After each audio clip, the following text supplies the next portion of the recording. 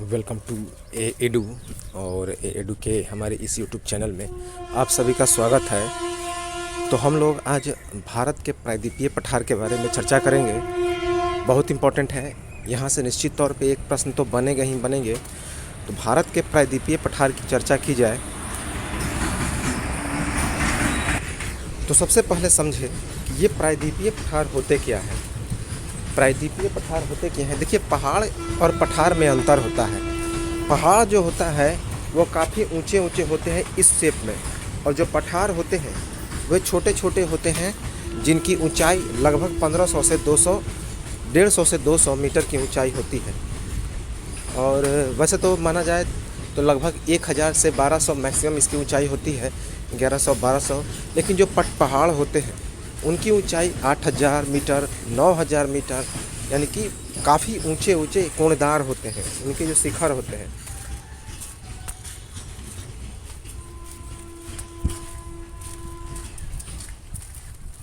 तो इस शेप में ये हो गया पहाड़।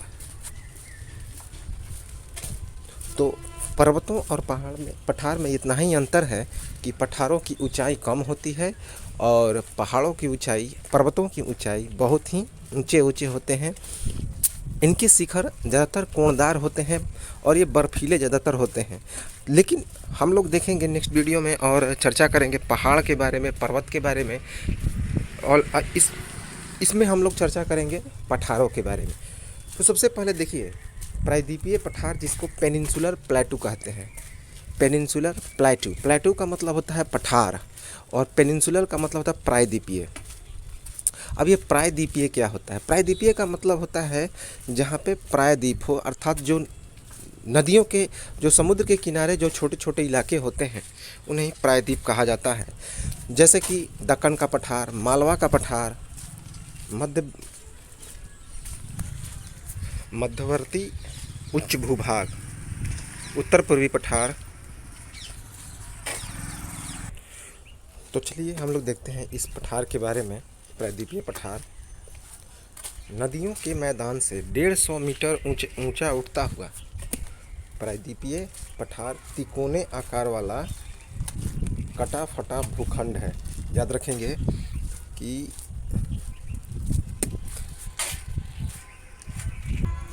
तो नदियों के मैदान से 150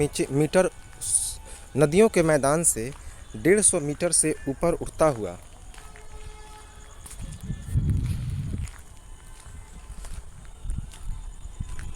तो नदियों के मैदान से 150 मीटर ऊपर उठता हुआ प्रायद्वीपीय पठार तिकोने आकार वाला कटा फटा भूखंड है। तो इसका आकार कैसा होता है? तिकोना, इस रूप में ये कटा फटा होता है, ज़्यादा बड़ा नहीं होता है। जैसे राजमहल की पहाड़ियाँ, शेषचलम की पहाड़ियाँ, सर्वानंद की पहाड़ियाँ, ये सब। और इसकी ऊंचाई 600 से 900 इम्पोर्टेंट है। तो इसकी जो ऊंचाई होती है, लगभग औसतन ऊंचाई कितनी होती है? 600 से लेकर 900 मीटर। तो उत्तर पश्चिम में दिल्ली, कटक,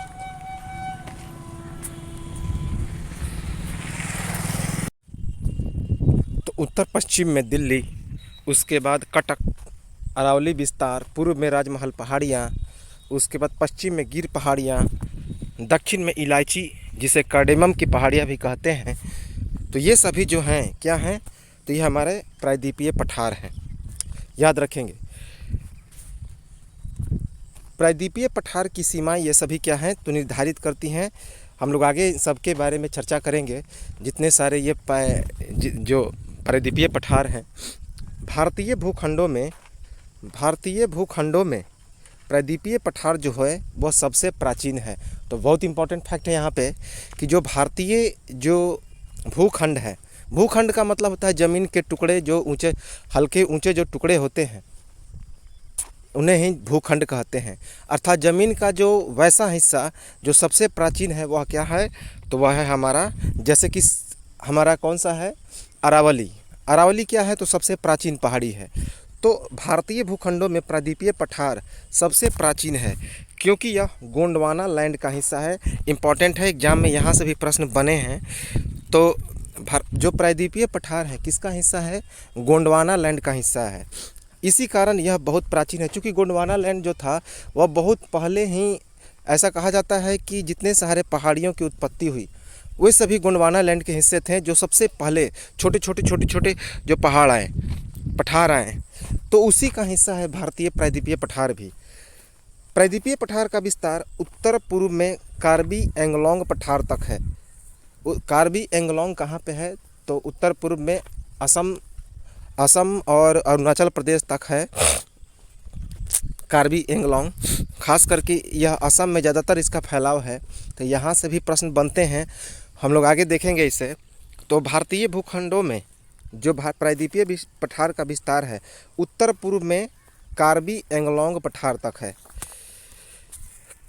प्रायद्वीपीय पठार का भारत में अनेक पठारों से मिलकर बना है। जैसे प्रायद्वीपीय पठार जो है भारत में कई प्रकार के हैं, जैसे कि हजारीबाग पठार, हजारीबाग जो कि झारखंड में है, पलामू का पठार, रांची का पठार, मालवा का पठार, कोयम्बटूर का पठार, कर्नाटक का पठार, ये सभी जो है छोटे छोटे पठार हैं जो कि भारतीय भूखंडों का एक छोटे छोटे हिस्से कहे जाते हैं।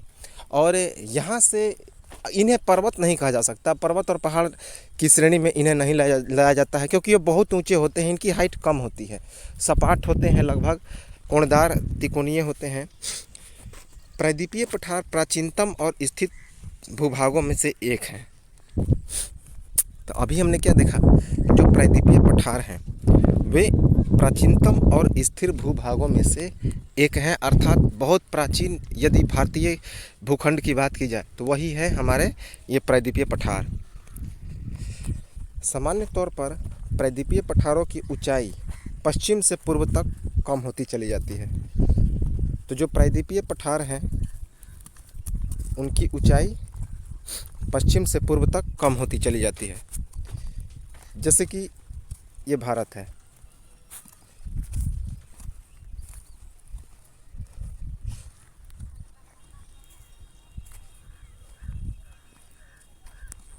यहाँ पे प्रायद्वीपीय पठार है।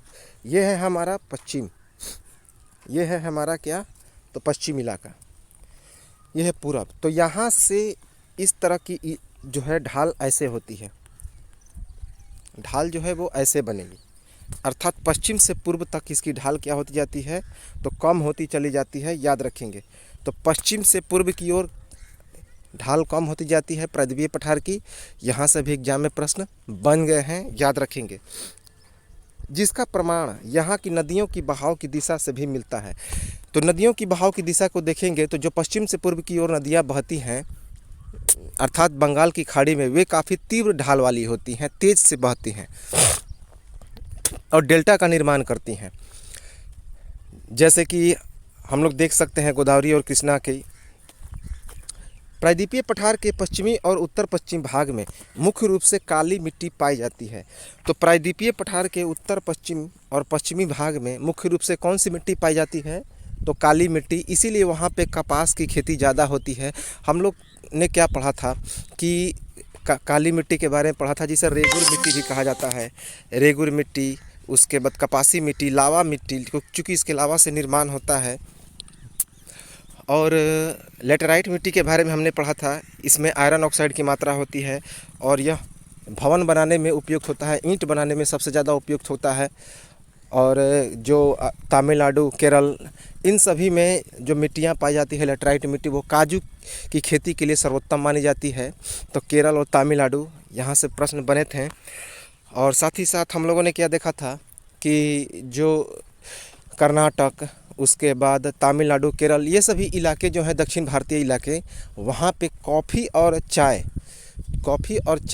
काफ़ी इस मिट्टी में होती है, क्योंकि वहाँ पे लाल पील इस तरह की लाल मिट्टी पाई जाती है, कड़क मिट्टी पाई जाती है, लैटेराइट मिट्टी, और भारत में तीसरी सबसे ज़्यादा पाई जाने वाली मिट्टी है। तो ये सभी चीज़ें हम लोगों ने पढ़ भी लिया है, प्लेलिस्ट में है, आप लोग इसे देख सकते हैं। तो आप देखिए प्रायद्वीपीय पठार के कितने प्रकार हैं। बेसिकली प्रायद्वीपीय पठार के 3 प्रकार हैं। एक है दक्कन का पठार, दूसरा है मध्य उच्च भूभाग और तीसरा है उत्तर पूर्वी पठार। तो दक्कन का पठार, मध्य उच्च भूभाग और उत्तर पूर्वी पठार। चलिए हम लोग एक एक करके देखते हैं।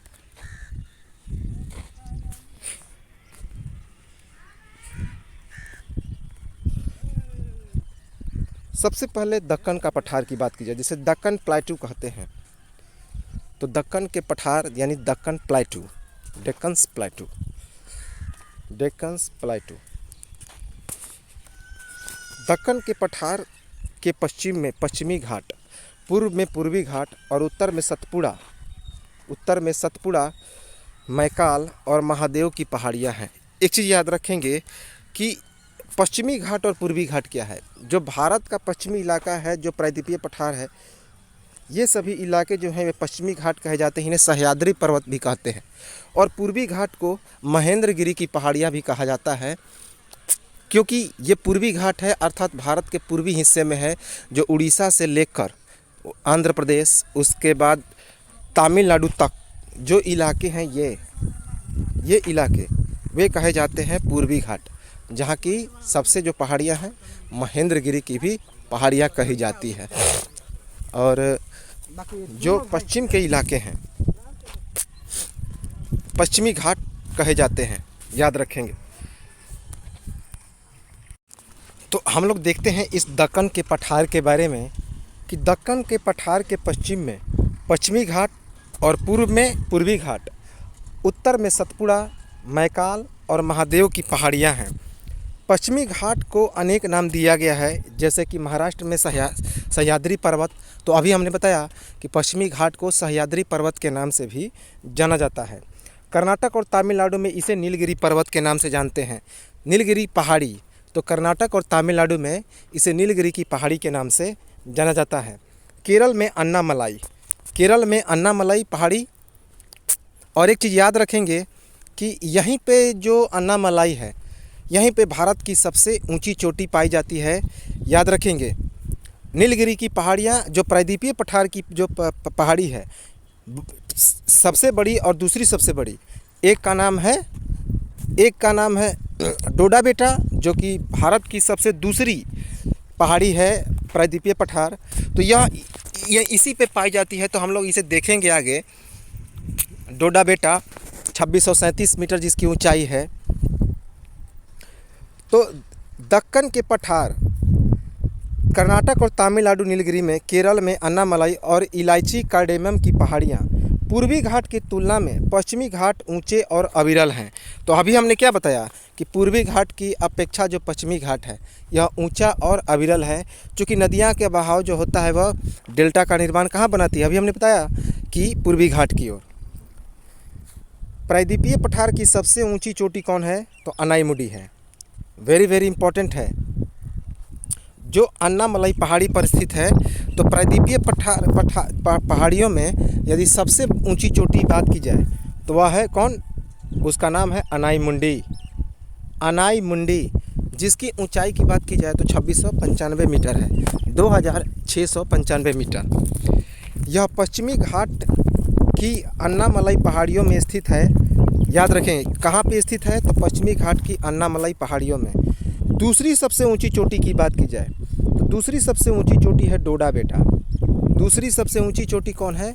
डोडा बेटा है, याद रखेंगे। और यह जो डोडा बेटा है नीलगिरी की पहाड़ियों पर है, इम्पॉर्टेंट है।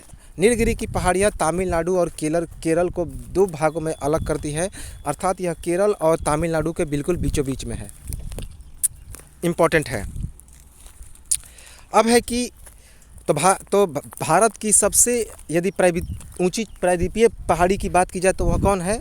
वह चोटी है अनाईमुडी, जो कि अन्नामलाई पर्वत पर है, पहाड़ी पर है।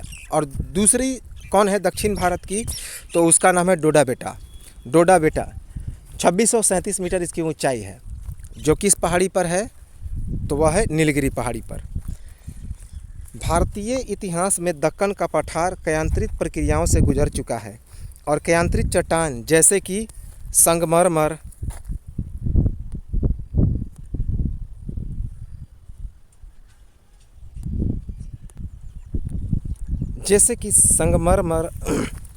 उसके बाद स्लेट और नाइस की उपस्थिति का प्रमाण है। समुद्र तल से यह ऊंचा है तथा 8 राज्यों तक इसका फैलाव है। तो इम्पोर्टेंट है कि भारतीय इतिहास में जो दक्कन का पठार है वह कयांत्रित प्रक्रियाओं से गुजर चुका है, अर्थात एक पत्थर से इसका रूपांतरण होकर दूसरे पत्थर में निर्माण हुआ और कयांत्रित चट्टान जैसे कि संगमरमर, स्लेट और नाइस की उपस्थिति के प्रमाण भी इसमें मिले हैं और यह समुद्र तल से ऊंचा है तथा यह सबसे ऊंचा है। और यह जो प्रायद्वीपीय पठार है समुद्र तल से सबसे ऊंचा भाग है और 8 राज्यों तक इसका फैलाव है। दक्कन के पठार कितने राज्यों तक फैलाव है? 8 राज्यों तक। और जितने सारे प्रायद्वीपीय पठार है उसमें सबसे ऊंचा भाग यही है, दक्कन के पठार। अब है मध्य उच्च भूभाग। मध्य उच्च भूभाग की बात की जाए, मिडिल हाई प्लेटू। तो मिडिल हाई प्लेटू की बात की जाए तो मध्य उच्च भूभाग के पश्चिम में अरावली पर्वत सीमा बनाते हैं। तो मध्य उच्च भूभाग के पश्चिम में अरावली पर्वत सीमा बनाते हैं। मध्य उच्च भूभाग के दक्षिण में सतपुड़ा पर्वत उच्छिष्ट पठार श्रेणियों से बना है। तो मध्य उच्च भूभाग की सबसे ऊंची पठारी कौन है? तो सतपुड़ा की पहाड़ी है, याद रखेंगे, सतपुड़ा, जो कि कहाँ पे है? तो मध्य प्रदेश में। मध्य उच्च भूभाग अवशिष्ट पर्वतों, इसकी जो औसत बात की जाए कि समुद्र तल से इसकी ऊंचाई 600 से 900 मीटर है। तो वेरी वेरी इंपॉर्टेंट है कि जो मध्य उच्च भूभाग है उसकी समुद्र तल से 600 से लेकर 900 मीटर ऊंचाई है। मध्य उच्च भूभाग दक्कन के पठारी की ऊपरी सीमा बनाते हैं। मध्य उच्च भूभाग दक्कन के पठार की उत्तरी सीमा बनाते हैं। मध्य उच्च भूभाग अवशिष्ट पर्वतों के उत्कृष्ट उदाहरण हैं। तो ये जो मध्य उच्च भूभाग हैं किसके उदाहरण हैं? अवशिष्ट पर्वतों के।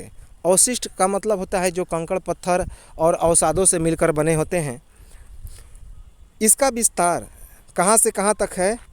जो काफ़ी हद तक क्या है? अपर्दित है। अपर्दित का मतलब होता है बहा कर कहीं से लाया गया है कंकड़ पत्थर, उसी के द्वारा इसका निर्माण हुआ है। और इनकी श्रृंखला जो है वो अभी टूटी हुई है। इनकी श्रृंखला कैसी है? तो टूटी हुई है। प्रायद्वीपीय पठार के इस भाग का विस्तार जैसलमेर तक है। जैसलमेर कहाँ पे है? राजस्थान में। तो प्रायद्वीपीय पठार के इसका विस्तार जो है, इस प्रकार के प्रायद्वीपीय पठार का विस्तार कहाँ से कहाँ तक है?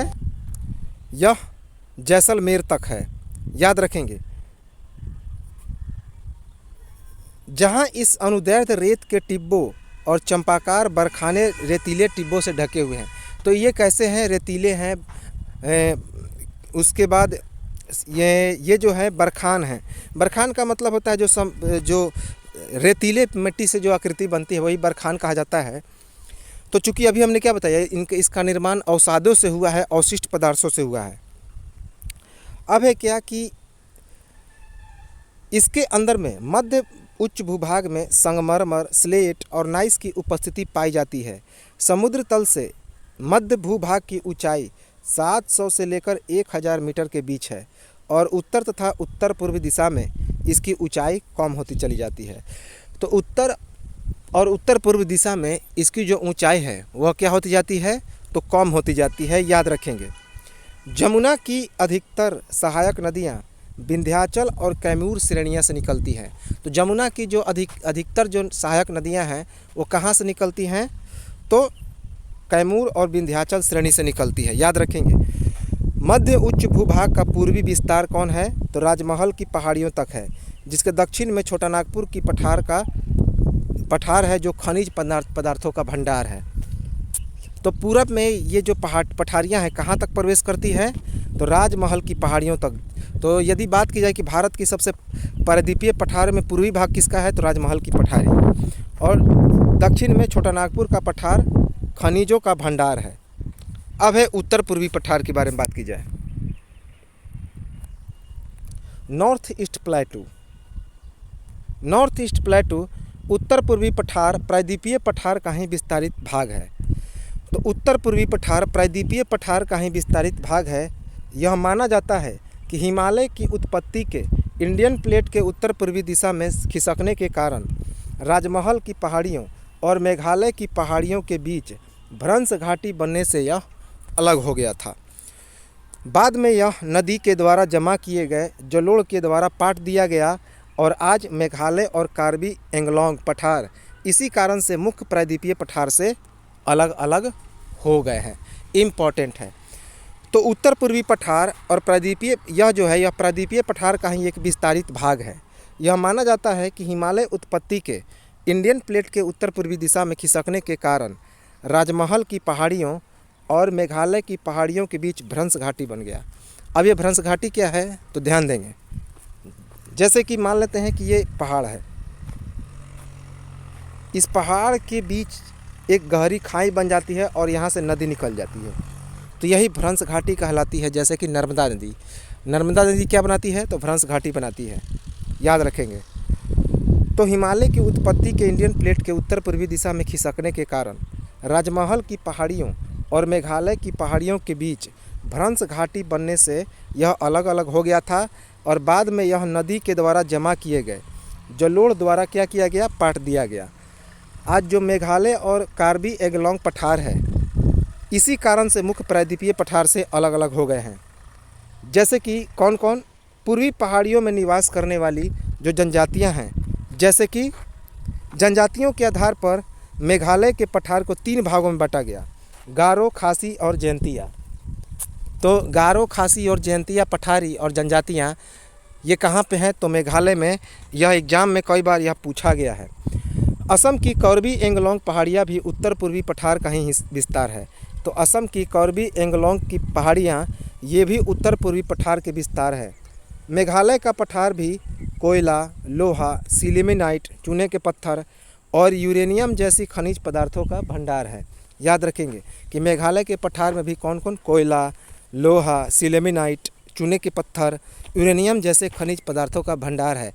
जैसा कि छोटा नागपुर के पठार में ये सब पाए जाते हैं। उत्तर पूर्वी पठार में अधिकतर वर्षा दक्षिण पश्चिम मानसून से होती है, जिसके परिणाम स्वरूप मेघालय का पठार एक अति अपरदित भाग है।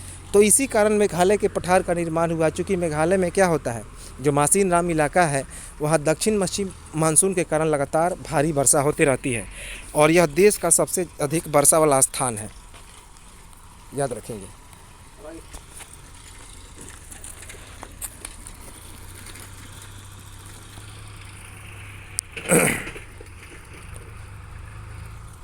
अब हम लोग थोड़ा इसे मैप के माध्यम से देख लें। मैप के माध्यम से देखें कि कहाँ कहाँ क्या क्या विस्तार है। तो ये जो देखिए, ये जो ब्लू वाला आकृति दिखाई दे रहा है, ये सभी हिमालयन विस्तार है। ये सभी क्या है, ये सभी हिमालयन विस्तार है। हिमालयन विस्तार है अर्थात ये हिमालय जो है यहाँ तक फैला हुआ है। ये जो इलाका दिखाई दे रहा है ये सब भारतीय मरुस्थल का इलाका है।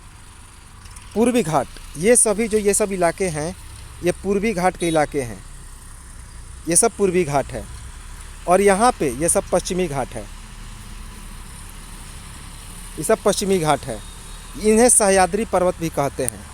कौन सा पर्वत कहते हैं तो सह्याद्री, याद रखेंगे।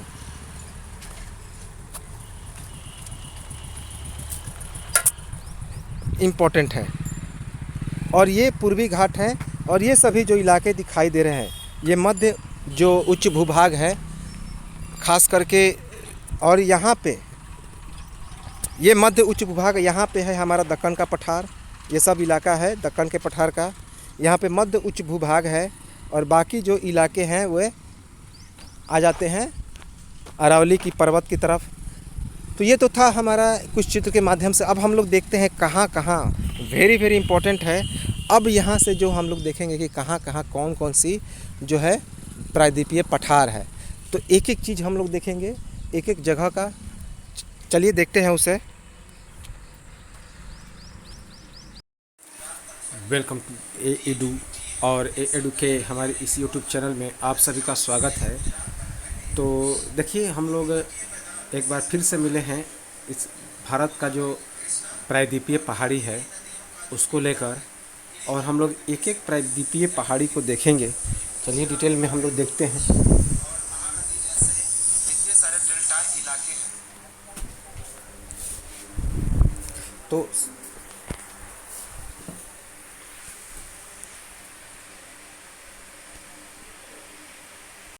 वेलकम टू एडू, और एडू के हमारे इस यूट्यूब चैनल में आप सभी का स्वागत है। तो देखिए हम लोग जो प्रायद्वीपीय पठार थे, भारत का प्रायद्वीपीय पठार, हम लोगों ने देखा था 3 प्रकार के, मालवा, उसके बाद दक्कन के पठार और उत्तरी पूर्वी। तो उसे हम लोग पूरा डिटेल में देखेंगे, कौन कौन से जो है प्रायद्वीपीय पठार हैं उसे हम लोग डिटेल में देखेंगे। चलिए एक एक करके हम लोग सभी को देखते हैं। बेहतरीन है, काफ़ी इम्पोर्टेंट है। सबसे पहले ये जो भारत का नक्शा दिखाई दे रहा है, ये जो भारत का मानचित्र है, ये भारत का मानचित्र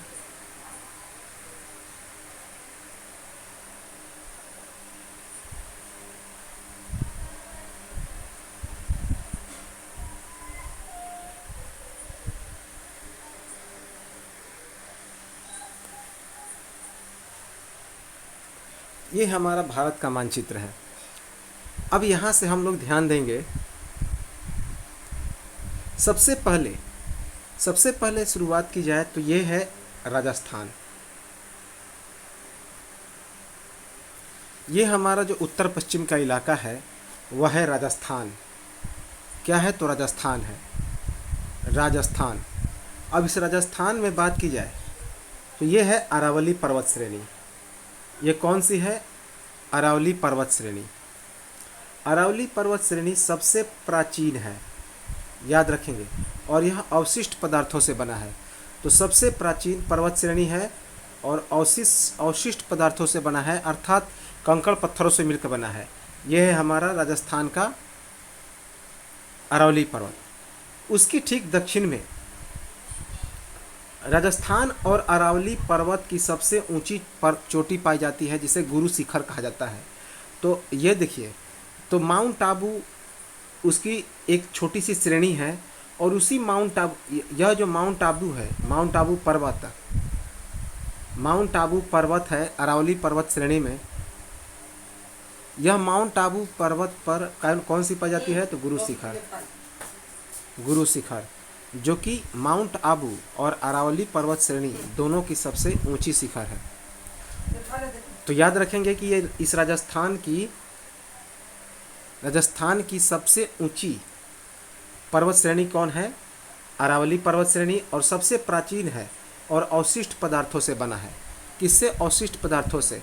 और उसी का एक छोटा सा भाग है माउंट आबू, और माउंट आबू और अरावली पर्वत श्रेणी दोनों की सबसे ऊंची श्रेणी पर्वत चोटी कौन है? गुरु शिखर। और पूछा जाएगा कि राजस्थान की सबसे ऊंची चोटी कौन है? तो गुरु शिखर पर्वत चोटी। गुरु शिखर याद रखेंगे, इम्पॉर्टेंट है। अब हम लोग आते हैं उसी के नज़दीक गुजरात। ये है गुजरात, ये इलाका है गुजरात का। गुजरात में क्या है? यहाँ पे है जो छोटा सा यह कच्छ की खाड़ी है, जहाँ पे लूनी नदी आकर गायब हो जाती है। तो कच्छ की खाड़ी जहाँ पे लूनी नदी आकर गायब हो जाती है, तो इसकी सबसे जो चोटी है वह गिर पर्वत है। ये जो श्रेणी दिखाई दे रहा है, यह पर्वत श्रेणी है जिसका नाम है गिरनार पर्वत श्रेणी। तो गिरनार पर्वत श्रेणी है, और इसी पर यह जो सबसे ऊंचा चोटी दिखाई दे रहा है, यह ऊंचा चोटी गिर पर्वत की सबसे ऊंची श्रेणी, जिसका नाम है गिर पर्वत। तो गिर पर्वत की चोटी है, गिरनार पर्वत की श्रेणी पर सबसे पाई जाने वाली गुजरात की सबसे ऊंची चोटी। तो पर्वत श्रेणी का क्या नाम है? गिरनार। और इसी गिरनार पर्वत पर गिर नामक एक ऊंची चोटी पाई जाती है। याद रखेंगे, जो गुजरात की सबसे ऊंची चोटी है, इम्पोर्टेंट है। यहीं पे चूँकि गिर क्या है, यह सिंह के लिए प्रसिद्ध है, एशियाई सिंह के लिए। इसके बाद आते हैं हम लोग नीचे की ओर, महाराष्ट्र में। यह है महाराष्ट्र। तो महाराष्ट्र की बात की जाए तो महाराष्ट्र में ये है पहला अजंता की पहाड़ी। यह है पहला हमारा अजंता की पहाड़ी। ये कौन सा है? अजंता की पहाड़ी। दूसरा है सतमाला की पहाड़ी। दूसरा कौन सा है? सतमाला की पहाड़ी, ये वाला। उसके बाद फिर हम लोग जब उत्तर से दक्षिण की ओर आएंगे, तो उत्तर में सबसे पहला है कौन? अजंता की पहाड़ी। उसके दक्षिण में सतमाला की पहाड़ी। उसके बाद है बालाघाट की पहाड़ी। यह है बालाघाट की पहाड़ी। उसके बाद बात की जाए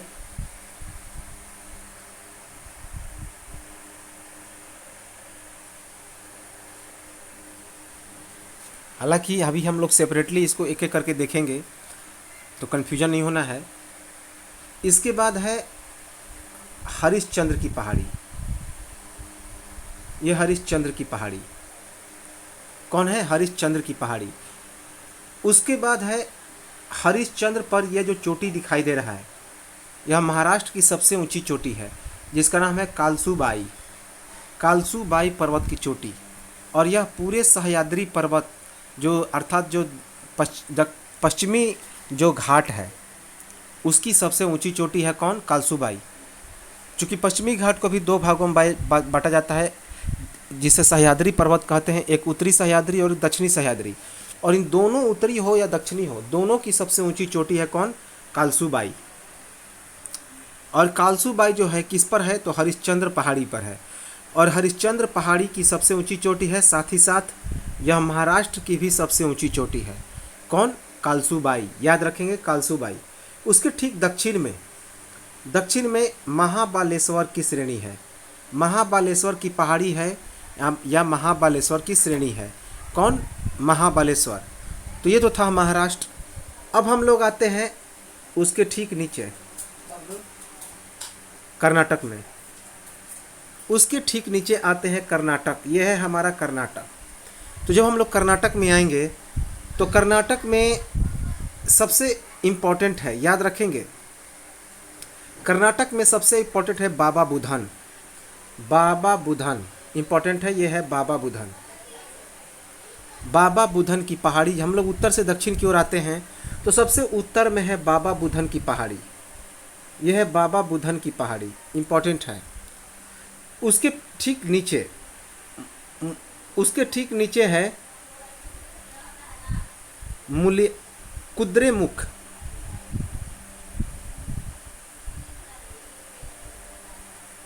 उसके ठीक नीचे है मुल्यागिरी पर्वत चोटी। मुल्यागिरी जो कि कुद्रेमुख की पहाड़ी की सबसे ऊंची चोटी है, याद रखेंगे।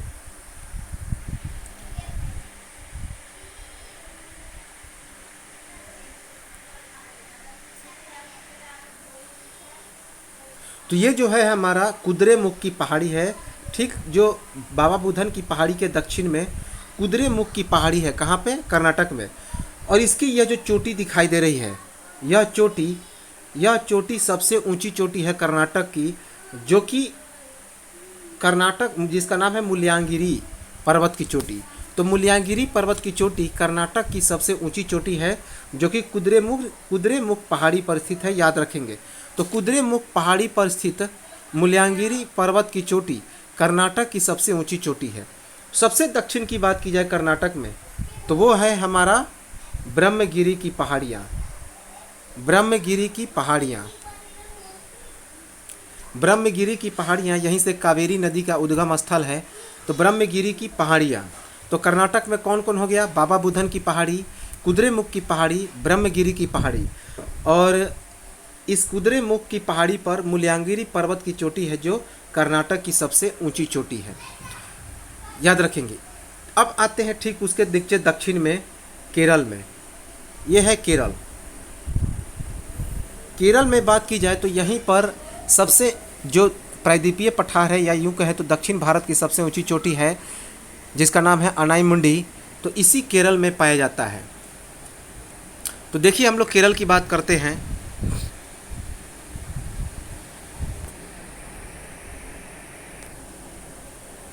तो सबसे पहले यहाँ से केरल में है अनाईमुडी पर्वत की चोटी। अनाईमुडी पर्वत की चोटी याद रखेंगे। अनाईमुडी पर्वत की चोटी यह अन्नामलाई पहाड़ी पर स्थित है और केरल और पूरे प्रायद्वीपीय भारत की सबसे ऊंची चोटी है जिसकी ऊंचाई 2695 मीटर है। कहीं कहीं 2696 भी देखने को मिलेगा, तो 2695 या 2696 याद रखेंगे। तो अनाईमुडी पर्वत की चोटी है जो अन्नामलाई पहाड़ी पर स्थित है। और केरल और पूरे प्रायद्वीपीय भारत की सबसे ऊंची चोटी है। वेरी वेरी इंपॉर्टेंट है, कई बार एग्जाम में यह आ चुका है। इसी पर है कार्डेमम की पहाड़ियाँ। कार्डेमम की पहाड़ियाँ याद रखेंगे, ये जो सबसे दक्षिण में दिखाई दे रहा है, जिसे इलायची की पहाड़ी भी कहते हैं, कार्डेमम, क्योंकि इलायची की खेती यहाँ पे बहुत ज़्यादा होती है इस इलाके में। भारत का सबसे दक्षिणतम पहाड़ी कौन है? तो कार्डेमम की पहाड़ियाँ, जिसे इलायची की पहाड़ियाँ भी कहते हैं। यह कन्याकुमारी से सटा हुआ है और पूरे प्रायद्वीपीय भारत की या पूरे दक्षिण भारत की सबसे दक्षिणतम पहाड़ी है। याद रखेंगे, सबसे यदि दक्षिण में है तो वह है कार्डेमम या इलायची की पहाड़ियाँ, चूँकि यहाँ पर इलायची बहुत ज़्यादा होती है। ये जो केरल और तमिलनाडु का बॉर्डर दिखाई दे रहा है, इस पर जो पहाड़ी है वह है अन्नामलाई। वो कौन सा है? अन्नामलाई।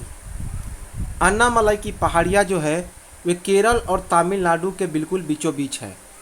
तो केरल और तमिलनाडु के बिल्कुल बीचों बीच, जो कि सबसे दक्षिण में स्थित है अन्नामलाई, और इसी अन्नामलाई पर कौन है? तो अनाईमुडी की पर्वत की चोटी है, जो कि केरल में और पूरे दक्षिण भारत या यूँ कहें तो प्रायद्वीपीय भारत की सबसे ऊंची चोटी है, जिसकी ऊंचाई 2695 मीटर है। तो यह केरल और तमिलनाडु के बॉर्डर पर स्थित ये जो पहाड़ियाँ हैं वह है हमारा अन्नामलाई की पहाड़ियाँ। अन्नामलाई जो सबसे अंतिम दक्षिणी छोर पर है। उसके बाद है ठीक इसके उत्तर में, यह भी जो है इसके उत्तर में नीलगिरी की पहाड़ियाँ। कौन है? नीलगिरी की पहाड़ियाँ। यह अन्नामलाई के ठीक ऊपर में स्थित है, अर्थात उत्तर में स्थित है। यह भी केरल और तमिलनाडु के बॉर्डर पर स्थित है नीलगिरी की पहाड़ियाँ।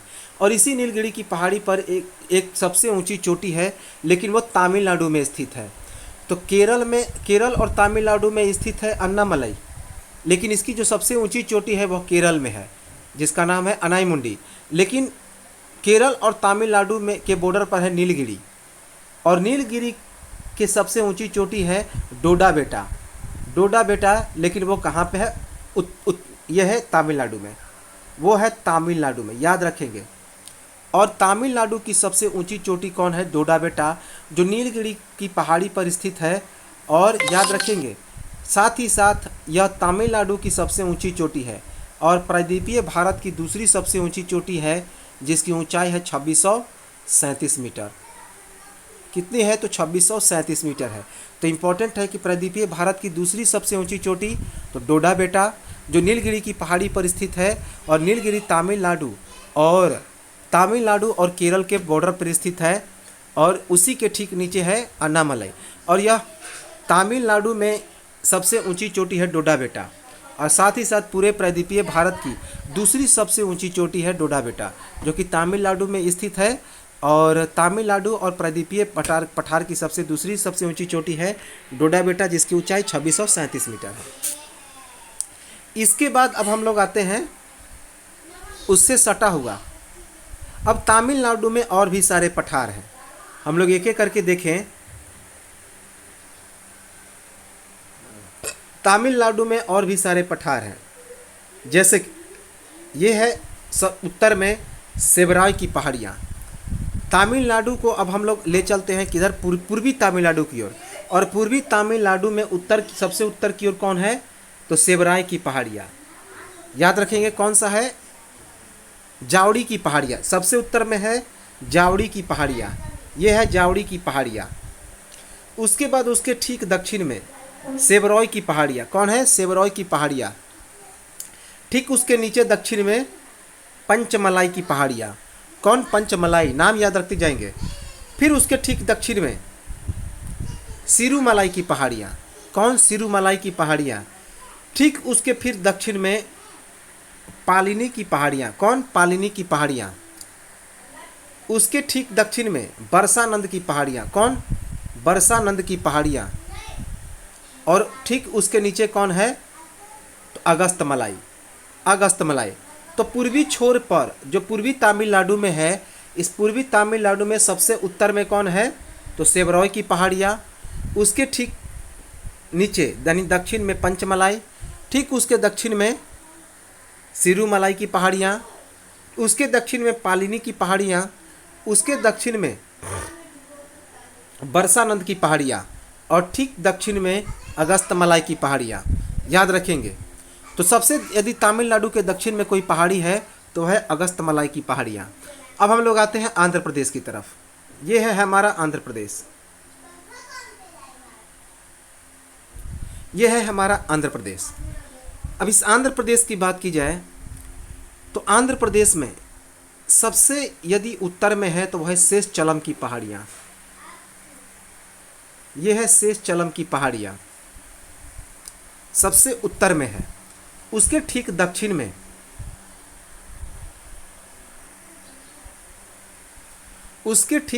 में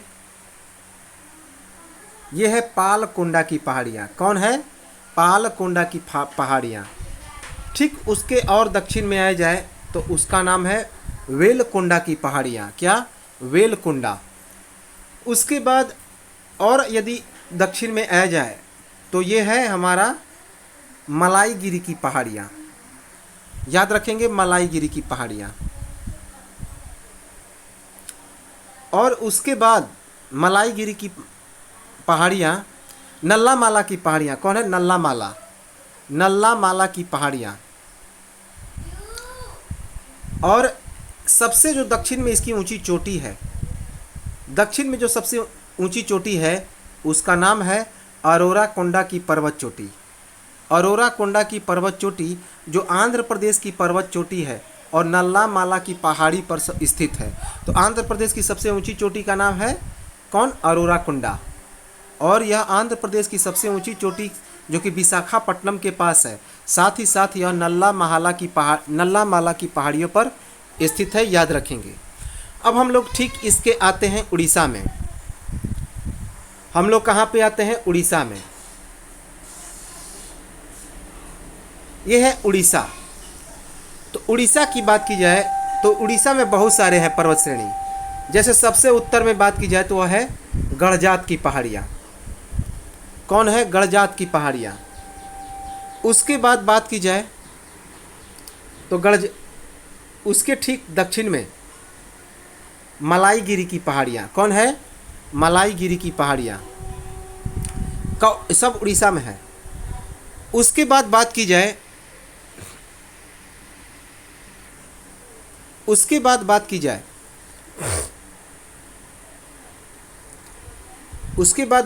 तो यह जो सबसे ऊंची चोटी दिखाई दे रहा है यह है हमारा देवड़ी मुंडी या देवाई मुंडी की चोटी, जो कि उड़ीसा की सबसे ऊंची चोटी है और यह मलाईगिरी पर्वत पर है।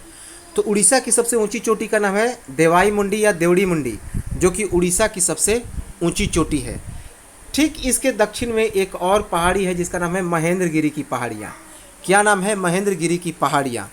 और यह महेंद्रगिरी की पहाड़ियाँ पूरे पूर्वी घाट की सबसे जो लंबी पर्वत श्रेणी है महेंद्रगिरी की पहाड़ियाँ। इसीलिए पूर्वी घाट पर्वत श्रेणी को क्या कहा जाता है? तो महेंद्रगिरी की पहाड़ियाँ भी कहा जाता है, महेंद्रगिरी की श्रेणियाँ भी कहा जाता है, याद रखेंगे। तो ये तो था उड़ीसा। अब इसके ठीक बगल में हम लोग आते हैं। इसके ठीक बगल में कौन कौन? ये है रांची का, झारखंड। झारखंड में छोटा नागपुर की पहाड़ियाँ। छोटा नागपुर की पहाड़ियाँ, याद रखेंगे। उसके बाद छोटा नागपुर की पहाड़ियाँ, उसके बाद है पारसनाथ की पहाड़ी। पारसनाथ की पहाड़ी जो पूरे झारखंड की सबसे लंबी पर्वत श्रेणी है। और यह जो पारसनाथ की पहाड़ियाँ हैं यह सबसे पूर्व में है, अर्थात प्रायद्वीपीय भारत की सबसे पूर्वी पहाड़ी कौन है? तो पारसनाथ की पहाड़ी है, जो कहाँ पे है? तो झारखंड में है। इसके बाद यहाँ पे हम लोग आते हैं कौन? एक बात और है, राजमहल की पहाड़ियाँ। राजमहल की पहाड़ियाँ यह प्रायद्वीपीय भारत की पूर्वी सीमा बनाती है। तो इम्पोर्टेंट है, ये पारसनाथ की पहाड़ियों के बगल में भी एक राजमहल की पहाड़ियाँ हैं जो झारखंड में पड़ता है। और प्रायद्वीपीय पठार की यह सबसे पूर्वी सीमा है, अर्थात प्रायद्वीपीय पठार की सबसे पूरब में कौन है भारत के? तो उसका नाम है राजमहल की पहाड़ियाँ। अब हम लोग आते हैं यहाँ पे छत्तीसगढ़। यह है छत्तीसगढ़। तो छत्तीसगढ़ की बात की जाए तो यहाँ पे जो सबसे उत्तर में है वह है बैलाडीला की पहाड़ियाँ। कौन है? बैलाडीला की पहाड़ियाँ। उसके ठीक दक्षिण में रामगढ़ की पहाड़ियाँ। रामगढ़ की पहाड़ियाँ याद रखेंगे, छत्तीसगढ़ की सबसे ऊंची पर्वत श्रेणी है। रामगढ़ की पहाड़ियाँ छत्तीसगढ़ की सबसे ऊंची पर्वत श्रेणी है। ठीक मध्य में जो है यह है मध्य प्रदेश। ठीक मध्य में यह है हमारा मध्य प्रदेश। अब यहाँ पे बहुत सारे पर्वत श्रेणियाँ हैं। यहाँ पे बहुत सारे पर्वत श्रेणियाँ हैं, याद रखेंगे। जैसे कि सबसे उत्तर में है कैमूर की पहाड़ी। सबसे उत्तर में कौन है? तो कैमूर की पहाड़ी। मध्य प्रदेश के सबसे उत्तर में है कैमूर की पहाड़ी। उसके बाद है, उसके ठीक दक्षिण में जो बहुत लंबी श्रृंखला है उसका नाम है विंध्याचल पर्वत की श्रेणी। यही विंध्याचल पर्वत उत्तर भारत और दक्षिण भारत को अलग करता है। तो हम लोग आगे सभी चीज़ को डिस्कस करेंगे। तो यह है हमारा जो सबसे लंबी श्रृंखला दिखाई दे रहा है विंध्याचल, जो उत्तर भारत और दक्षिण भारत को अलग करता है। उसके ठीक नीचे दक्षिण में एक और लंबी पर्वत श्रृंखला है, पहाड़ी श्रृंखला है, जिसका नाम है सतपुड़ा पर्वत श्रेणी। क्या है? सतपुड़ा पर्वत श्रेणी। उसके ठीक दक्षिण में राजपीपला पर्वत श्रेणी है। राजपीपला की पहाड़ी है, याद रखेंगे। और राजपीपला की बात की जाए तो सतपुड़ा का सबसे ऊंची चोटी है, सबसे पश्चिमी विस्तार है। यह राजपीपला जो है वह कहाँ पे पाया जाता है? तो सतपुड़ा पहाड़ी पर पाया जाता है। सतपुड़ा पहाड़ी का ही हिस्सा है और राजपीपला जो है सतपुड़ा पहाड़ी का सबसे पश्चिमी विस्तार है। अर्थात भारत के मध्य प्रदेश के सबसे पश्चिम में कौन है?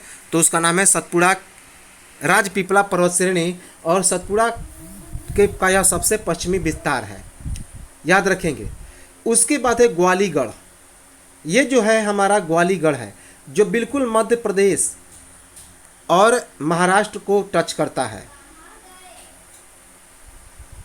तो ग्वालीगढ़ याद रखेंगे, यह है ग्वालीगढ़। ग्वालीगढ़ जो पर्वत श्रेणी है यह महाराष्ट्र, ग्वालीगढ़ और एमपी दोनों को टच करता है, अर्थात मध्य प्रदेश और महाराष्ट्र दोनों का बॉर्डर है। इसके बाद है महादेव पर्वत श्रेणी। ये जो सबसे दक्षिण में दिखाई दे रहा है यह महादेव पर्वत श्रेणी है। महादेव पर्वत श्रेणी है कहाँ पे? मध्य प्रदेश में। और साथ ही साथ इसके जो सबसे ऊंची चोटी यहाँ पे दिखाई दे रही है, यह जिसे धूपगढ़ कहते हैं। धूपगढ़ यह मध्य प्रदेश की सबसे ऊंची पर्वत है और साथ ही साथ पर्वत की चोटी है, और जो कि महादेव पर्वत श्रेणी पर स्थित है। तो धूपगढ़ की पर्वत चोटी मध्य प्रदेश की सबसे ऊंची चोटी है और साथ ही साथ यह महादेव पर्वत श्रेणी पर स्थित है, याद रखेंगे। इसके बाद अन्य की बात की जाए तो मध्य प्रदेश में और कौन कौन से हैं? तो पूर्वी मध्य प्रदेश में बुंदेलखंड का पठार है। बुंदेलखंड का पठार है, याद रखेंगे, जो कि बुंदेलखंड इलाके में है। कहाँ पे? झांसी में, और झांसी और ग्वालियर के पास है बुंदेलखंड का पठार है। उसके ठीक बगल में रीवा पन्ना का पठार है। रीवा पन्ना का पठार है, ये सभी मध्य प्रदेश में है। इसके बाद बघेलखंड का पठार है, उसके ठीक दक्षिण में बघेलखंड का पठार है।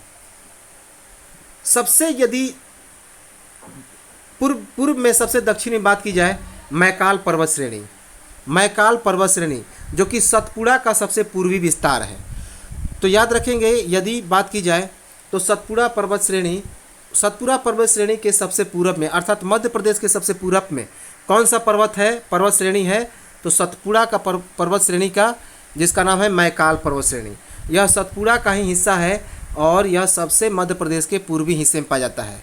तो सतपुड़ा का सबसे पूर्वी पर्वत श्रेणी कौन है? तो उसका नाम है मैकाल पर्वत श्रेणी। और उसके बाद बात की जाए तो ये तो थे हमारे मध्य प्रदेश में।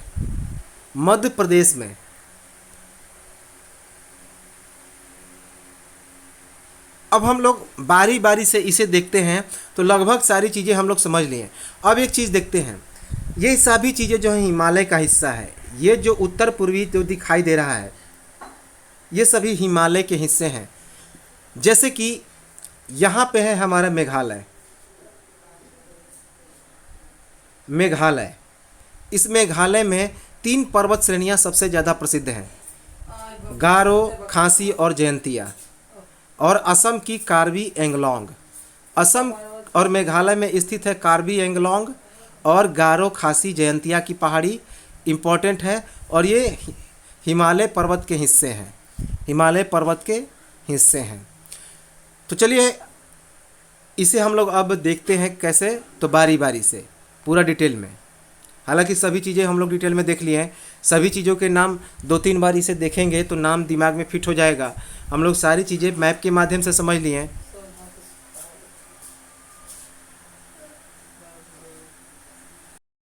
तो चलिए हम लोग देखते हैं एक एक करके और सभी को देखते हैं। सबसे पहले राजस्थान में, तो राजस्थान में हालांकि सभी चीज़ हम लोग देख भी चुके हैं, तो फिर भी हम लोग इसे देख लें जो चित्र के माध्यम से समझ में नहीं आ रहा। तो पहला है अरावली पर्वत श्रेणी। राजस्थान में सब पहला कौन है? अरावली पर्वत श्रेणी, जो सबसे प्राचीन पर्वत श्रेणी है और अवशिष्ट पर्वत श्रेणी है, अर्थात यह अवशिष्ट पदार्थों से मिलकर बना है, कंकड़ और पत्थर से बना है। उसके बाद है गुरु शिखर पर्वत चोटी, जिसकी ऊंचाई कितनी है? तो 1722 मीटर। 1722 मीटर जो अरावली पर्वत श्रेणी पर स्थित है और राजस्थान की सबसे ऊंची चोटी है। अरावली और माउंट आबू पर्वत श्रेणी पर यह स्थित है गुरु शिखर, जो राजस्थान और अरावली अर्थात माउंट आबू दोनों की सबसे ऊंची चोटी है। कौन? गुरु शिखर। अरावली के पश्चिमी ओर से माही एवं लूनी नदी निकलती है और पूर्व से बनास नदी। तो अरावली के पश्चिम ओर से माही एवं लूनी नदी निकलती है और पूर्व से बनास नदी। इसके बाद गुजरात में, आज गुजरात की बात की जाए तो पहला है गिर पर्वत श्रेणी। कौन है? गिर पर्वत श्रेणी, हमने देखा है गिर पर्वत श्रेणी। उसके बाद है गिरनार पर्वत की चोटी। गिरनार पर्वत की चोटी गुजरात की सबसे ऊंची चोटी है जो गिर पर्वत पर स्थित है। उसके बाद है बरडा की पहाड़ियाँ। बरडा की पहाड़ियाँ कहाँ पे है? तो गुजरात के जामनगर में। उसके बाद है मांडवी पहाड़ियाँ, जो गोवा और गुजरात के बॉर्डर पर है, मांडवी पहाड़ियाँ। इसके बाद है कच्छ की पहाड़ियाँ। यह कच्छ के रण में है जहाँ लूनी नदी गायब हो जाती है। और इसका सबसे उच्चतम बिंदु कौन है? तो ब्लैक हिल है।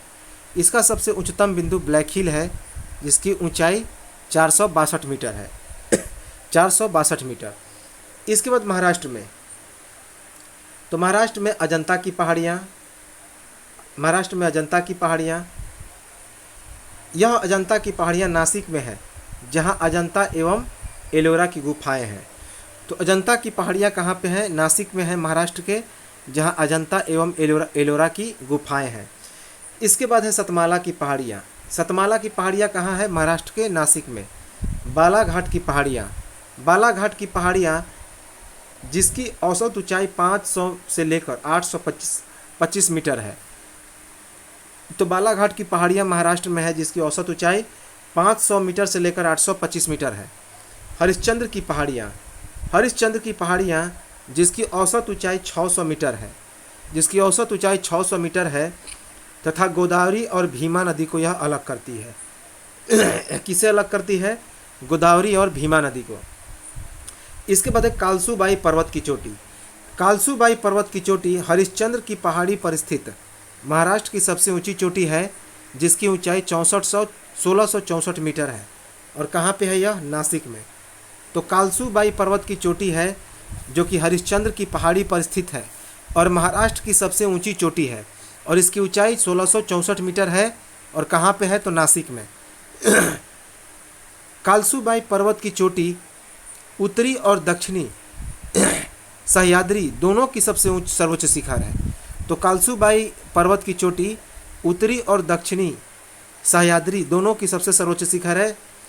इसके बाद है महाबालेश्वर की पहाड़ियाँ। महाराष्ट्र में कौन सा है? महाबालेश्वर की पहाड़ियाँ। यह महाबालेश्वर की पहाड़ियाँ नासिक में उपस्थित है और यहीं से कृष्णा नदी निकलती है। ये कृष्णा नदी का उद्गम स्थल है महाबलेश्वर। इसका सबसे उच्चतम बिंदु है बिल्सन पॉइंट। इसका सबसे उच्चतम बिंदु कौन है? Bilson point.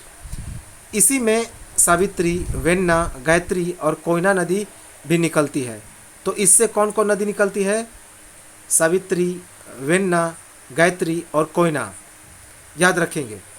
साथ ही साथ ऑर्थर सीट पॉइंट, नील डहोल पॉइंट और एलिफेंटा पॉइंट यहाँ वहीं पर स्थित है। तो महाबलेश्वर में Arthur seat point, needle hole point, Elephanta point ये सभी स्थित हैं। अब आते हैं कर्नाटक में। तो कर्नाटक में बात की जाए तो बाबा बुधन की पहाड़ियाँ हमने देखा, बाबा बुधन की पहाड़ियाँ। उसके बाद कुद्रेमुख की पहाड़ियाँ जिसकी लंबाई कितनी ऊंचाई है? 1892 मीटर। तो कुद्रेमुख की पहाड़ियाँ 1892 मीटर ऊंचा है। उसके बाद है ब्रह्मगिरी की पहाड़ियाँ। ब्रह्मगिरी की पहाड़ियाँ यह हमने बताया था कावेरी नदी का उद्गम स्थल है। ब्रह्मगिरी की पहाड़ियों से क्या निकलता है? तो कावेरी नदी निकलती है। उसके बाद मुल्यानगिरी की पर्वत चोटी। मुल्यानगिरी की पर्वत चोटी जो कुद्रेमुख पर स्थित है, कुद्रेमुख की पहाड़ी पर स्थित है और यह कर्नाटक की सबसे ऊंची चोटी है। तो कुद्रेमुख की पहाड़ियों पर स्थित है मुल्यानगिरी की पर्वत चोटी जो कर्नाटक में है और कर्नाटक की सबसे ऊंची चोटी है, इम्पोर्टेंट है।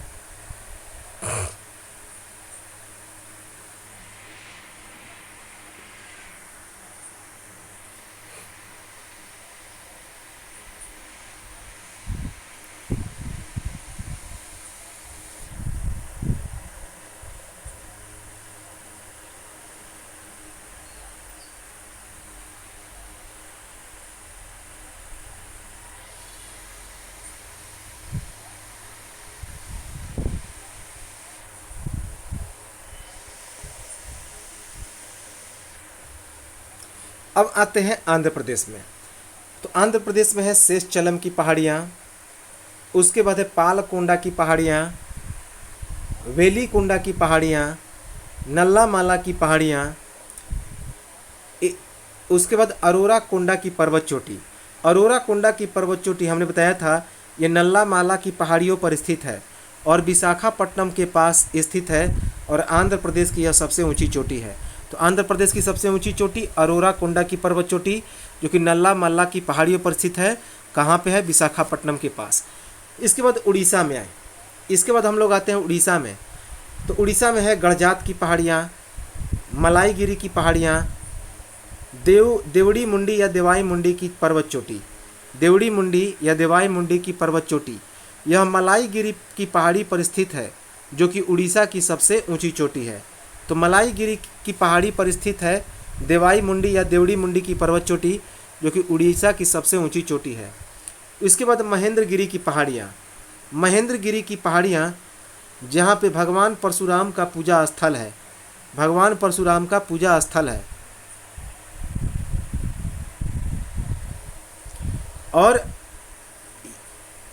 आंध्र प्रदेश और उड़ीसा के तटीय भाग में यह स्थित है। कौन?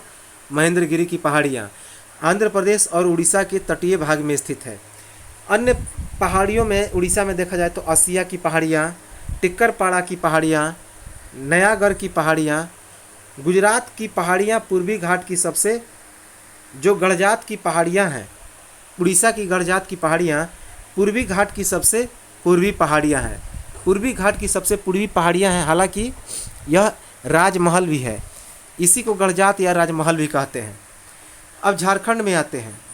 तो झारखंड की बात की जाए तो छोटा नागपुर का पठार सबसे इम्पोर्टेंट है। छोटा नागपुर का पठार, छोटा नागपुर का पठार का क्षेत्रफल कितना है? तो 65,000 वर्ग किलोमीटर। छोटा नागपुर के पठार का क्षेत्रफल 65,000 वर्ग किलोमीटर है। इसकी औसत ऊंचाई 700 मीटर है। इसकी औसत ऊंचाई कितनी है? तो 700 मीटर है। और यह रांची का पठार, हजारीबाग का पठार और कोडरमा के पठार से मिलकर बना है। तो छोटा नागपुर के पठार का क्षेत्रफल 65,000 वर्ग किलोमीटर है। इसकी औसत ऊंचाई 700 मीटर। यह रांची का पठार, हजारीबाग का पठार और कोडरमा के पठार से मिलकर बना है तथा झारखंड, छत्तीसगढ़, उड़ीसा, पश्चिम बंगाल और यह बिहार में फैला हुआ है।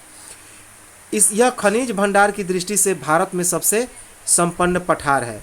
तो खनिज भंडार की दृष्टि से यह भारत में सबसे संपन्न पठार है। इसे भारत के रूर के नाम से जाना जाता है। रूर अर्थात खनिज का संपदा, तो इसे भारत का रूर भी के नाम से भी जाना जाता है। तो इसके संप्राय मैदान के उदाहरण है रांची का पठार। तो छोटानागपुर के संप्राय मैदान के उदाहरण है रांची का पठार। इसके बाद अब आते हैं राजमहल की पहाड़ियाँ। झारखंड में कौन है? राजमहल की पहाड़ियाँ, जो प्रायद्वीपीय पठार की सबसे पूर्वी सीमा है। तो प्रायद्वीपीय पठार की सबसे पूर्वी सीमा कौन है? तो राजमहल की पहाड़ियाँ, अर्थात सबसे यह पूर्वी प्रायद्वीपीय पठार है, भारत के सबसे पूरब में स्थित है। उसके बाद पारसनाथ की पहाड़ियाँ, जो झारखंड की सबसे ऊंची पहाड़ी है। तो झारखंड की सबसे ऊंची पहाड़ी कौन है? पारसनाथ की पहाड़ी। छत्तीसगढ़ में बात की जाए तो छत्तीसगढ़ में है बैलाडीला की पहाड़ियाँ, बैलाडीला की पहाड़ियाँ। उसके बाद है रामगढ़ की चोटी। रामगढ़ की चोटी यह छत्तीसगढ़ की सबसे ऊंची चोटी है, जो किस पर है? तो बैलाडीला पर है। तो बैलाडीला की पहाड़ियाँ और रामगढ़ की चोटी, रामगढ़ की चोटी छत्तीसगढ़ की सबसे ऊंची चोटी है, जो बैलाडीला पर है।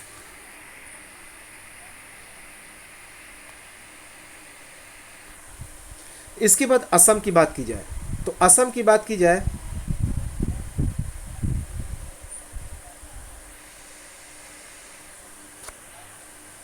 तो असम की बात की जाए तो गारो, खासी और जयंतिया की पहाड़ियाँ, ये असम और मेघालय में स्थित पहाड़ियाँ हैं, हालांकि ये हिमालय के हिस्से हैं।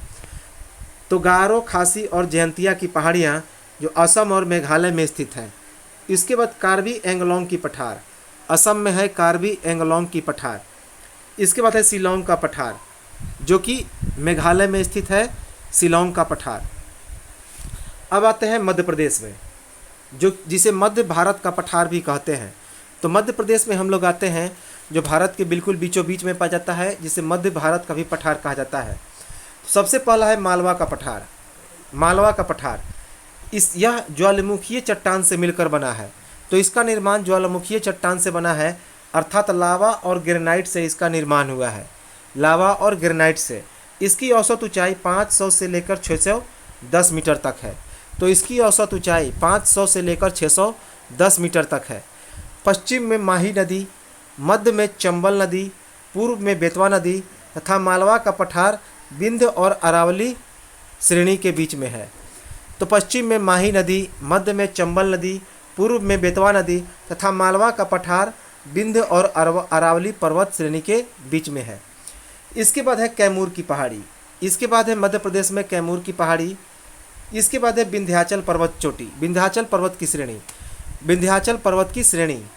इस विंध्याचल पर्वत की श्रेणी का फैलाव मध्य प्रदेश, झारखंड, उत्तर प्रदेश एवं छत्तीसगढ़ तक है। तो इस विंध्याचल पर्वत श्रेणी का फैलाव मध्य प्रदेश, झारखंड, उत्तर प्रदेश एवं छत्तीसगढ़ तक है। यह एक परतदार चट्टानों से निर्मित हुआ है। तो इसका निर्माण परतदार चट्टानों से हुआ है। यह उत्तर भारत को दक्षिण भारत से अलग करता है। तो हमने अभी देखा कि विंध्याचल पर्वत श्रेणी उत्तर भारत को दक्षिण भारत से अलग करता है। इसके बाद मध्य प्रदेश में है पंचमढ़ी की पहाड़ियाँ। कौन है? पंचमढ़ी की पहाड़ियाँ। इसके बाद है बुंदेलखंड का पठार। कौन? बुंदेलखंड का पठार, जो उत्तर प्रदेश और मध्य प्रदेश में इसका फैलाव है। तो उत्तर प्रदेश और मध्य प्रदेश में इसका फैलाव है बुंदेलखंड का पठार। मध्य भारत का पठार, तो यही बुंदेलखंड और ये सब पठार हो गए मध्य भारत का पठार। रीवा पन्ना का पठार, कौन है? रीवा पन्ना का पठार। बघेल खंड का पठार, इस बघेल खंड के पठार का फैलाव उत्तर प्रदेश और मध्य प्रदेश के बीच है। तो उत्तर प्रदेश और मध्य प्रदेश के बीच है बघेल खंड का पठार। सतपुड़ा पर्वत श्रेणी, सतपुड़ा पर्वत श्रेणी जो ज्वालामुखीय चट्टान से निर्मित है। तो ज्वालामुखीय पर्वत श्रेणी का जो निर्माण है यह कैसे हुआ है? तो यह ज्वालामुखीय चट्टानों से। उसके बाद है मैकाल पर्वत श्रेणी, जो सतपुड़ा पर्वत श्रेणी का सबसे पूर्वी विस्तार है। तो मैकाल पर्वत श्रेणी सतपुड़ा पर्वत श्रेणी की सबसे पूर्वी विस्तार है। मैकाल पर्वत श्रेणी के पश्चिम की ओर से नर्मदा नदी, उत्तर की ओर से सोन नदी, दक्षिण की ओर से महानदी निकलती है। तो पूछा गया है कि मैकाल पर्वत श्रेणी जिसकी सबसे ऊंची चोटी है अमरकंटक, अमरकंटक जिसकी ऊंचाई है 1036 मीटर। तो मैकाल पर्वत श्रेणी जो कि सतपुड़ा पर्वत श्रेणी का सबसे पूर्वी विस्तार है, और इसी की सबसे ऊंची चोटी है अमरकंटक जो कि मध्य प्रदेश की सबसे ऊंची चोटी है, और मैकाल पर्वत श्रेणी की सबसे ऊंची चोटी है जिसकी ऊंचाई 1036 मीटर है। और इसी अमरकंटक से इसके पश्चिम की ओर से नर्मदा नदी, उत्तर की ओर से सोन नदी और दक्षिण की ओर से महानदी निकलती है। यह पुरानी चट्टानों से निर्मित एक ब्लॉक पर्वत है। ब्लॉक पर्वत का मतलब क्या होता है कि चारों तरफ से जिसके पठार हो और बीच में एक पर्वत हो, अर्थात यह चारों तरफ से बंद है, उसी को बोलते हैं ब्लॉक पर्वत। इसके बाद है धूपगढ़ पर्वत चोटी। धूपगढ़ की पर्वत चोटी महादेव पर्वत श्रेणी पर स्थित मध्य प्रदेश की सबसे ऊंची चोटी है। याद रखेंगे, तो मध्य प्रदेश में है महादेव पर्वत श्रेणी, और इस महादेव पर्वत श्रेणी पर स्थित है धूपगढ़ की चोटी। धूपगढ़ की चोटी यह मध्य प्रदेश की सबसे ऊंची चोटी है जिसकी ऊंचाई 1350 मीटर है। कितना? 1350।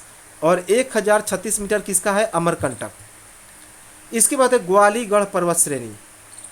ग्वालीगढ़ पर्वत श्रेणी जो महाराष्ट्र और मध्य प्रदेश में इसका विस्तार है। कहाँ पे? महाराष्ट्र और मध्य प्रदेश में। इसके बाद है राजपीपला की पर्वत श्रेणी।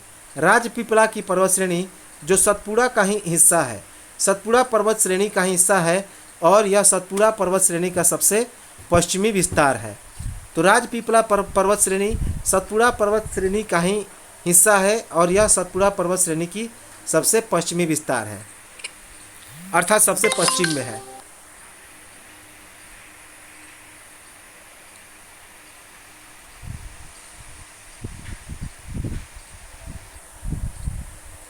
अब आते हैं केरल में। केरल, तो केरल में है नीलगिरी की पहाड़ियाँ जो केरल और तमिलनाडु दोनों में है। तो केरल में है नीलगिरी की पहाड़ियाँ जो केरल और तमिलनाडु दोनों में है।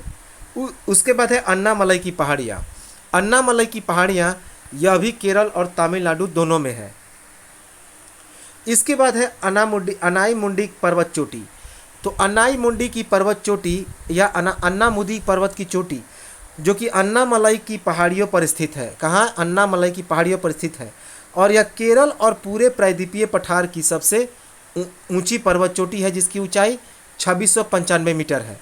अभी हमने बता दिया कि अनाईमुंडी पर्वत की चोटी अन्नामलई पहाड़ियों पर स्थित है जो कहाँ पे है? तो केरल में, और साथ ही साथ यह पूरे प्रायद्वीपीय पठार की सबसे ऊंची पर्वत चोटी है जिसकी ऊंचाई 2695 मीटर है।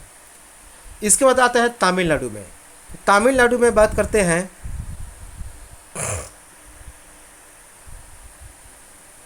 तमिलनाडु में है सबसे पहले जावरी की पहाड़ियाँ। जावरी की पहाड़ियाँ, उसके बाद है सेवरॉय की पहाड़ियाँ। सेवरॉय की पहाड़ियाँ जो कहाँ पे है? तो तमिलनाडु के सालेम में। सेवरॉय की पहाड़ियाँ तमिलनाडु के सालेम में स्थित है। इसके बाद पंचमलाई की पहाड़ियाँ। कौन है? पंचमलाई की पहाड़ियाँ। इसके बाद है सिरुमलाई की पहाड़ियाँ। कौन? सिरुमलाई की पहाड़ियाँ। यह पूर्वी घाट की सबसे दक्षिणतम पहाड़ी है। तो सिरुमलाई की पहाड़ियाँ पूर्वी घाट की सबसे दक्षिणतम पहाड़ी। याद रखिए, सबसे दक्षिण नहीं, सबसे दक्षिण अर्थात पूर्वी घाट और पश्चिम घाट दोनों मिलाकर वह है कौन? उसका नाम है कार्डेमम या इलायची की पहाड़ियाँ। लेकिन यदि बात की जाए कि पूर्वी घाट की सबसे दक्षिणतम कौन है, तो वह है सिरुमलाई की पहाड़ियाँ। इसके बाद है पालिनी की पहाड़ियाँ। कौन है? पालिनी की पहाड़ियाँ, जो कि यहीं पे कोडाई कनाल का पर्यटक स्थल है। कोडाई कनाल का पर्यटक स्थल कहाँ पे है? तो पालिनी की पहाड़ियों पर। उसके बाद है बरसानंद की पहाड़ियाँ। बरसानंद की पहाड़ियाँ, अगस्तमलाई की पहाड़ियाँ। कौन है? अगस्तमलाई। उसके बाद है डोडा बेटा। डोडा बेटा, डोडा बेटा जो है पर्वत चोटी नीलगिरी की पहाड़ी पर स्थित है। कौन है? नीलगिरी की पहाड़ी पर स्थित है, और यह तमिलनाडु की सबसे ऊंची चोटी है। साथ ही साथ प्रायद्वीपीय पठार भारत की यह दूसरी सबसे ऊंची चोटी है जिसका ऊंचाई 2637 मीटर है। तो डोडा बेटा पर्वत की चोटी नीलगिरी की पहाड़ी पर स्थित है। कहाँ पे? तमिलनाडु में, और यह प्रायद्वीपीय भारत की दूसरी सबसे ऊंची चोटी है। साथ ही साथ यह तमिलनाडु की भी सबसे ऊंची चोटी है, और इसकी ऊंचाई 2637 मीटर है। इसके बाद है एरामाला की पहाड़ियाँ। एरामाला की पहाड़ियाँ, एक चीज़ याद रखें, एरामाला जो है कहाँ पे है, तो आंध्र प्रदेश के कुर्नूल जिले में, जहाँ तुंगभद्रा कृष्णा से मिलती है। तो एरामाला की पहाड़ियाँ किस में है, तो आंध्र प्रदेश में, याद रखेंगे। अगाड़ी की पहाड़ियाँ, यह भी आंध्र प्रदेश में है। तो एरामाला की पहाड़ियाँ आंध्र प्रदेश के कुर्नूल जिले में है, जहाँ की तुंगभद्रा नदी कृष्णा नदी से जाकर मिलती है। और अगाड़ी की पहाड़ियाँ भी कहाँ पे है, तो आंध्र प्रदेश में। इम्पोर्टेंट है। अब है कि यदि कहा जाए कि भारत की सबसे दक्षिणी जो पर्वत चोटी कौन है, तो कार्डेमम की पहाड़ियाँ हैं, इम्पॉर्टेंट है। तो कार्डेमम या इलायची की पहाड़ियाँ जो कि कन्याकुमारी से सटा हुआ है, यह भारत का सबसे दक्षिणतम पहाड़ी है और महेंद्रगिरी पर्वत की यह सबसे ऊंची चोटी भी है। तो चूंकि हम लोग पूर्वी घाट के पहाड़ियों को महेंद्रगिरी कहते हैं, तो कार्डेमम की पहाड़ियाँ जिसे इलायची की पहाड़ियाँ भी कहते हैं, क्योंकि यहाँ पे इलायची की खेती बहुत ज़्यादा होती है। यह कन्याकुमारी जो कि भारत का सबसे दक्षिणी छोर है, उससे सटा हुआ है। अर्थात भारत का सबसे दक्षिणतम पहाड़ी कौन है, तो कन्याकुमारी, ये है कार्डेमम या इलायची की पहाड़ियाँ। और यह महेंद्रगिरी की सबसे ऊंची चोटी इसी में पाई जाती है।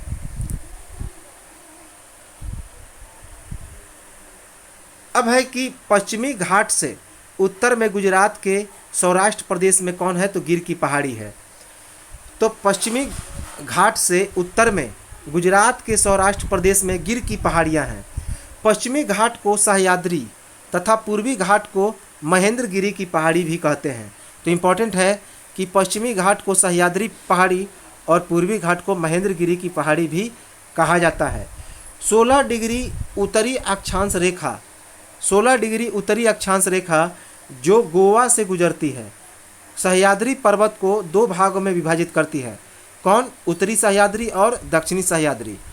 तो 16 डिग्री उत्तरी अक्षांश रेखा जो गोवा से गुजरती है, सह्याद्री पर्वत को दो भागों में विभाजित करती है। कौन कौन, उत्तरी सह्याद्री पर्वत और दक्षिणी सह्याद्री पर्वत। इसके बाद पश्चिमी घाट ताप्ती नदी के मुहाने से निकलकर कन्याकुमारी अंतरीप तक लगभग 1600 किलोमीटर में विस्तृत है।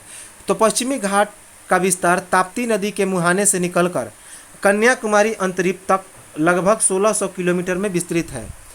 और इसकी औसत ऊंचाई कितनी है, तो 1200 मीटर। तो पश्चिमी घाट की औसत ऊंचाई कितनी है, 1200 मीटर। घाट का मतलब हो गया किनारा। उत्तरी सह्याद्री के उत्तरी सतह पर बेसाल्ट लावा का निक्षेप है, वहीं दक्षिणी सह्याद्री आर्कियन युग के गिरनाइट तथा नीस के चट्टानों से मिलकर बना है। तो उत्तरी सह्याद्री के ऊपरी सतह पर बेसाल्ट लावा का निक्षेप है, अर्थात ये सभी ज्वालामुखीय पहाड़ी हैं। वहीं दक्षिणी सह्याद्री आर्कियन युग की गिरनाइट और नीस चट्टानों से मिलकर बना है।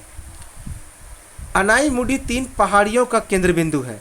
अनाईमुडी 3 पहाड़ियों का केंद्र बिंदु है। यहाँ से 3 पहाड़ी श्रृंखलाएं 3 दिशाओं में जाती है। दक्षिण की ओर कार्डेमम की पहाड़ियाँ, उत्तर की ओर अन्नामलाई और उत्तर पूर्व की ओर पालिनी की पहाड़ियाँ गुजरती हैं। तो अनाईमुडी 3 पहाड़ियों का केंद्र बिंदु है। यहाँ से 3 पहाड़ी श्रृंखलाएं 3 दिशाओं में जाती है। दक्षिण की ओर कार्डेमम की पहाड़ियाँ, उत्तर की ओर अन्नामलाई और उत्तर पूर्व की ओर पालिनी की पहाड़ियाँ गुजरती है, याद रखेंगे। तो ये तो था हमारा प्रायद्वीपीय पठार, बहुत इम्पोर्टेंट था। यहाँ से निश्चित तौर पे 2 प्रश्न तो बनेंगे ही बनेंगे। चलिए मिलते हैं हम लोग नेक्स्ट वीडियो में, चर्चा करेंगे कुछ और फैक्ट को लेकर। तो लाइक सब्सक्राइब कमेंट करते रहें। तब तक नमस्कार, जय हिंद।